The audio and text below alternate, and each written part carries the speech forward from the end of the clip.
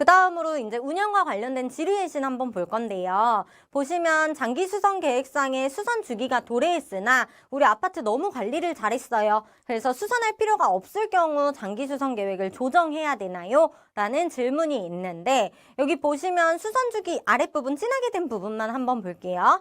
수선주기 도래 시 상태가 양호해서 교체나 보수가 필요하지 않을 경우에도 공동주택관리법 제29조 제3항에 따라서 장기수선 계획을 조정하여야 함이라는 답변이 왔죠. 사실상 이제 조정 같은 경우에는 의무사항은 아닌데 이 조정이라기보다는 정기 검토는 무조건 하셔야 된다는 거, 그리고 검토사항에 대한 기록을 보관하셔야 된다는 거, 요것만 유념해 주시면 좋을 것 같습니다. 그 다음 장기수선 계획서에 전면 교체만 있는 항목인데 우리가 이제 긴급한 경우에 소액 지출이나 긴급공사로 사용을 하고 싶어요. 이렇게 사용하기 위해서는 그 항목에 부분 수선을 추가를 해놔야 될까요? 라는 질문이에요. 이런 경우에는 이제 장기수선 계획의 예외적인 경우에 대해서 이 근거를 장기수선 계획 총론에 마련을 해놓는 거기 때문에 굳이 부분 수리를 꼭 반영해 놓을 필요는 없다. 라는 답변이고요. 아래쪽 보시면 수선 항목이 장기수선 계획에 포함된 공사 종별이라면 부분 수선이 굳이 장기수선 계획에 들어있지 않더라도 총론에 따라서 긴급공사나 소액지출은 가능하다라는 내용입니다. 그 다음 실제 공사 금액이랑 현저하게 차이가 나는 경우 어떻게 해야 될까요?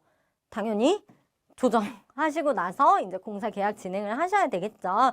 금액이 뭐 5천만 원 잡아놨는데 50만 원밖에 안 나왔어요. 요런 거 이제 나중에 문제가 될 수 있기 때문에 웬만하면 이제 공사 금액은 좀 맞춰 놓으시는 게 좋고 비교적 여유롭게 잡아 놓으시는 편이 좋고요.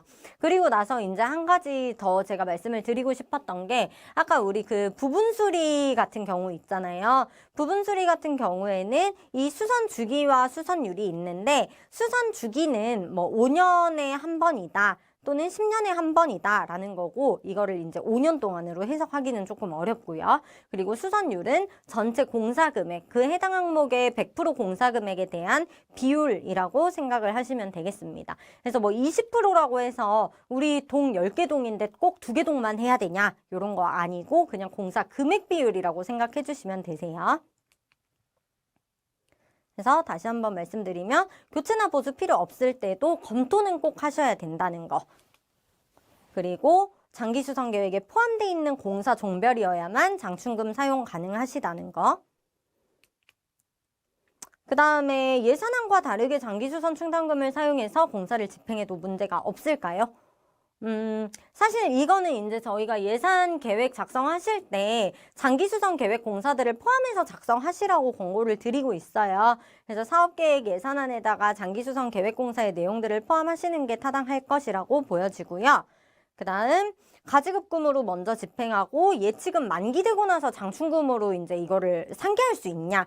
요거 같은 경우에도 이제 여기 보시면 취지에 적합하지 않다라고 나와 있죠. 왜냐하면 장기수선 계획에 따른 공사는 장기수선 충당금으로만 집행을 해야 되는 거기 때문에 결국 나중에 장기수선 충당금으로 상기할 거니까 문제 없는 거 아니에요? 라고 하시더라도 절차상 문제가 될 소지가 있는 것들이다 라고 생각해 주시면 될 것 같습니다.